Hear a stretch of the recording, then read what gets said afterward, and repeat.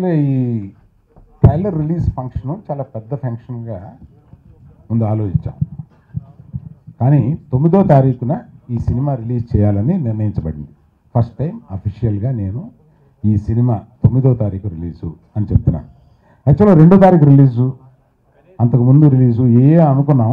కానీ మనకి తెలుసు కదా, డిమానిటైజేషన్, బ్యాంకుల ముందు నుంచోవడం, ఏటీఎంల ముందు నుంచోవడం, వీటిల్లో ప్రజలు సినిమాకి వస్తారా లేదని ఒక చిన్న సందేహంతో మేము ఒక చిన్న రీసెర్చ్ చేస్తే 9వ తారీఖు 2 జేబుల నిండా డబ్బులు ఉంటాయి, మన సినిమా చూడడానికి వస్తారని నమ్మకం కలిగి ఇది 9వ తారీఖు రిలీజ్ చేయడానికి నిర్ణయించబడింది.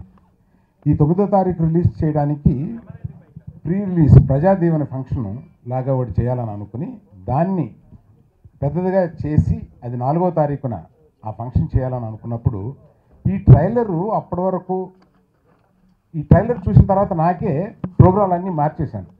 ఈ ట్రైలర్ చూసిన తర్వాత ఎగ్జైట్మెంట్ వచ్చి ఈ ట్రైలర్ ప్రజల్లోకి ముందు వెళ్ళిపోతే బెటరు అని అనిపించి ఈ ట్రైలర్ లాంచ్ ప్రోగ్రామ్ని మామూలుగా నిన్న పొద్దున అనుకుని గబగబా ఇవాళ పెట్టాం అనమాట. యాక్చువల్గా రామ్ చరణ్ ఊళ్ళో ఉంటే దీనికి కూడా రామ్ చరణ్ వచ్చేవాడు. కానీ రామ్ నీకు 4వ తారీఖు చేసే ఒక ఈవెంట్ పెద్దది ఉంది కదా, అందులో నువ్వు మాట్లాడుకున్నావు చెబుదు. కానీ మాకు రకుల్ ఉంది కదా, రకుల్ని పెట్టుకుని మేము ట్రైలర్ రిలీజ్ చేసేస్తామని ఫోన్లో చెప్పాను. So Rakul, you are the support for this.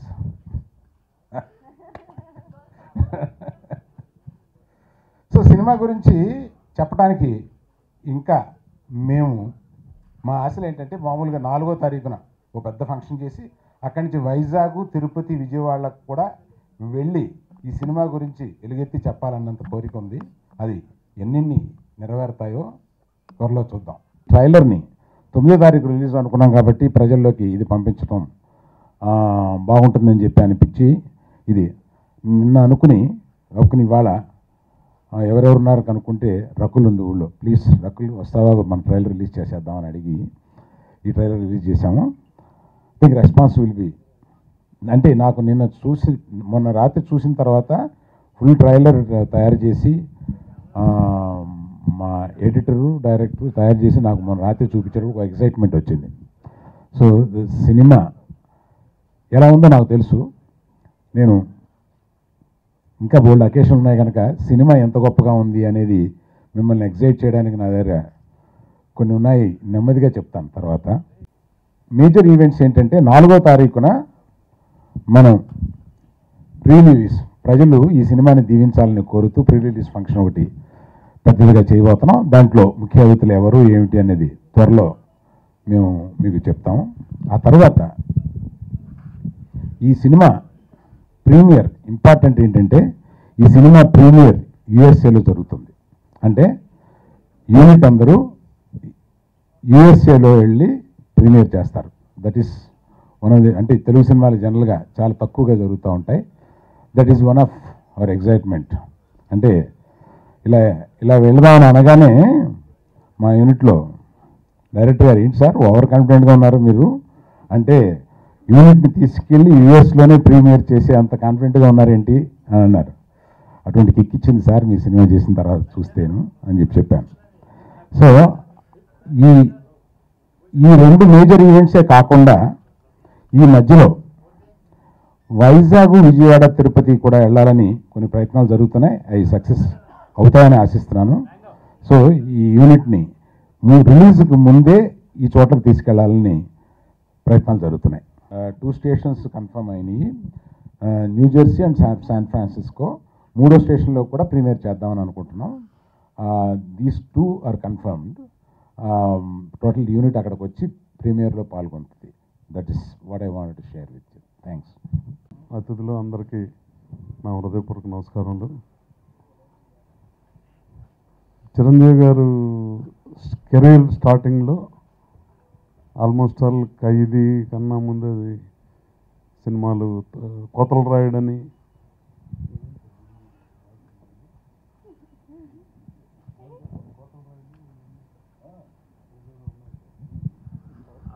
చెన్నైలో గీతా ఆర్ట్స్ ఆఫీస్ ఉండేది. ఆఫీస్కి వెళ్ళి రాంప్రసాద్ గారి ద్వారా అరవింద్ గారు పరిచయం అవడంతో, అంటే ఆల్మోస్ట్ ఆల్ 30 years పైన అయింది. అప్పటి నుంచి అరవింద్ గారితో అదే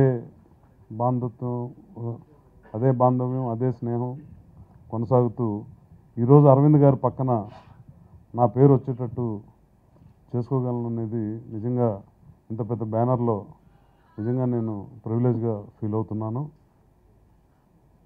మెగా ఫ్యాన్స్ అందరూ చరణ్ మీద ఎంత పెద్ద హిట్ కోరుకుంటున్నారో వాళ్ళ ఫ్యాన్స్కి తగ్గట్టు 4 గింతలు చరణ్ ఈ సినిమాలో కష్టపడి చేశాడు.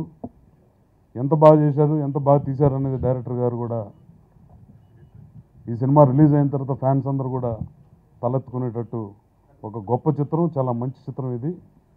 ఇంకా ప్రీ రిలీజ్ ఫంక్షన్లో దీని మీద కొద్దిగా నేను ఎలాబరేట్గా మాట్లాడటం జరుగుతుంది. ఈ అవకాశం ఇచ్చిన ఇక్కడ అందరికీ, మీడియా మిత్రులందరికీ నా హృదయపూర్వక నమస్కారాలు.